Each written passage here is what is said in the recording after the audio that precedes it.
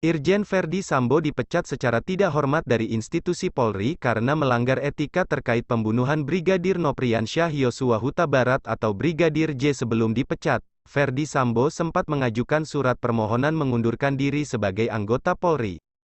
Kapolri Jenderal Listio Sigit Prabowo mengungkapkan sejumlah fakta terbaru terkait kasus yang membeli Verdi Sambo.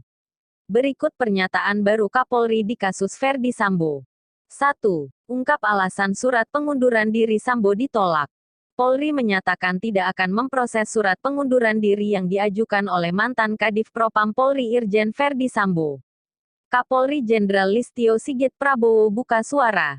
Tentu ada aturannya. Kita melihat bahwa ini harus diselesaikan dalam proses sidang KKEP, Komisi Kode Etik Polri. Dan kemarin sudah kita dengar bahwa putusan dari sidang PDTH, pemberhentian tidak dengan hormat, ujar Sigit di kawasan Bundaran HI, Jakarta Pusat, Minggu, tanggal 28 Agustus tahun 2022.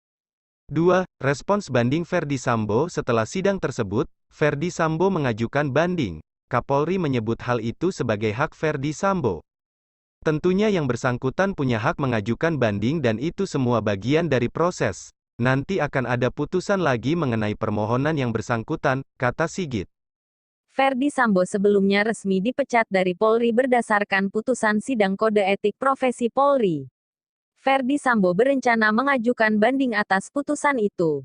Izinkan kami mengajukan banding. Apapun keputusan banding, kami siap untuk melaksanakan, kata Verdi Sambo setelah mendengarkan hasil putusan sidang di Mabes Polri, Jumat, 26/8. 3. Janji rekonstruksi transparan. Polri akan menggelar rekonstruksi kasus pembunuhan Brigadir Yosua Selasa pekan depan. Sigit menegaskan komitmen transparan dalam penanganan kasus tersebut. Saya doakan kalau kita semua tetap seperti komitmen kita, semuanya transparan, tidak ada yang kita tutupi, kita proses sesuai dengan fakta dan itu janji kita, kata Sigit. Sigit tidak berbicara banyak terkait teknis saat rekonstruksi tersebut. Dia mengatakan persoalan teknis rekonstruksi merupakan kewenangan penyidik. Itu teknis yaitu biar diserahkan ke penyidik, ucapnya. Rekonstruksi pembunuhan akan digelar di rumah dinas Irjen Verdi Sambo, Duren 3, Jakarta Selatan, yang merupakan tempat kejadian perkara, TKP. Nantinya rekonstruksi akan digelar pada Selasa, 30/8, mendatang.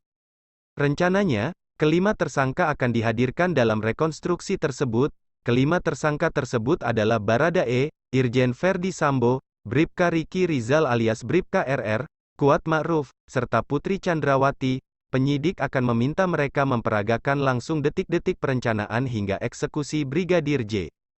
Baradae, kalau rekonstruksi info dari penyidik dapat dihadirkan, langsung, kehadiran langsung Baradae, agar JPU mendapat gambaran fakta di TKP, kata Kadif Humas Irjen Dedi Prasetyo saat dihubungi, Sabtu, 27/8. 5 tersangka, dihadirkan di rekonstruksi, imbuh Dedi. 4 berkas kasus Verdi Sambo hampir lengkap. Berkas perkara Irjen Verdi Sambo DKK telah dilimpahkan oleh penyidik Bareskrim Polri ke Jaksa Penuntut Umum Kejaksaan Agung. Kapolri Jenderal Listio Sigit Prabowo menyebut kini berkas kasus Verdi Sambo hampir lengkap. Tapi kalau kasus utama FS sendiri saat ini sudah mendekati lengkap. Tinggal kita lihat ke depan, kalau udah dinyatakan jaksa selesai artinya berkas sudah bisa kita limpahkan, jelas Sigit di kawasan Bundaran HI, Jakarta Pusat, Minggu, tanggal 28 Agustus tahun 2022. Sigit mengatakan saat ini proses pemeriksaan Verdi Sambo hampir selesai. Kepolisian tengah melaksanakan koordinasi untuk segera melengkapi berkas.